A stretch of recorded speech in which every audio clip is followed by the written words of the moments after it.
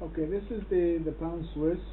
Again, we're looking at Swiss weakness, and again, you've seen the move in the dollar Swiss, how small it is. Look at this. Actually, the dollar Swiss moved more than the pound Swiss. Actually, in this case, the pound is actually stronger than the dollar Swiss, and you can look at the Aussie Swiss also.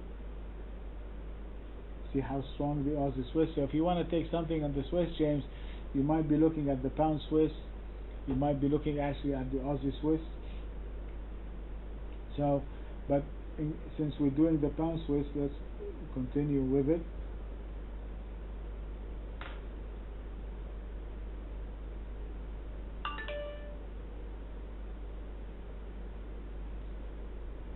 Okay, so this is our structure point. Again, you can see the decline, and for the last 3 days, James, we're sitting in a very narrow range. We didn't even break to the downside, so the pound hasn't weakened at all for the last 3 days versus the Swiss, and actually now it is setting up for a buy. If it breaks below the 104.05, we're going to take it to the short side, and if it breaks any of those highs, we're going to take it to the buy side. So it's an easy kind of a trade.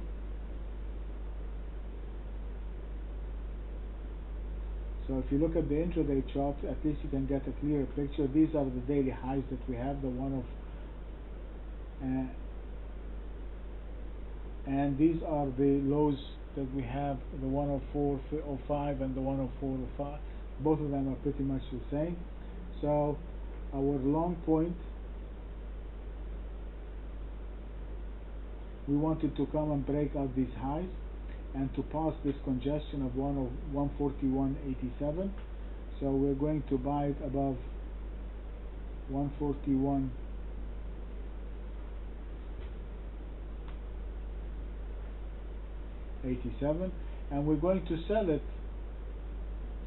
below, what was these lows, 140.54. We're going to sell it below 140.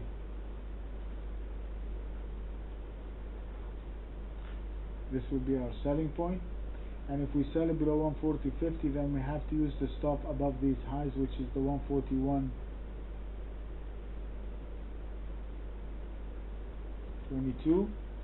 And on the long side, if I'm buying it above 140,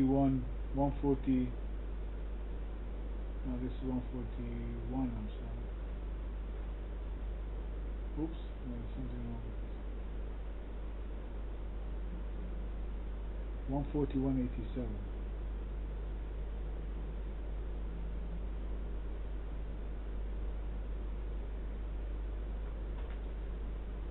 If I buy it above 141.87, I'm placing my stop below the market side, which is the 141.30.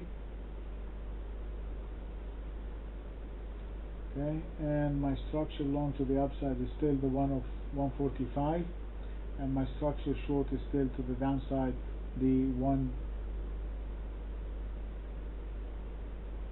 No, it's not right.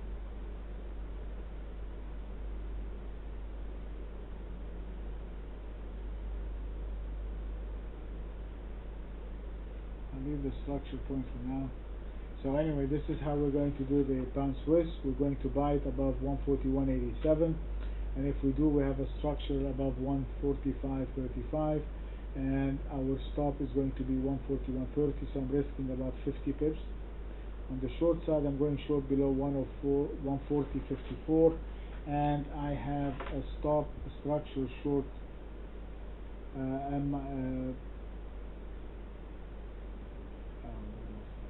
is going to be 137.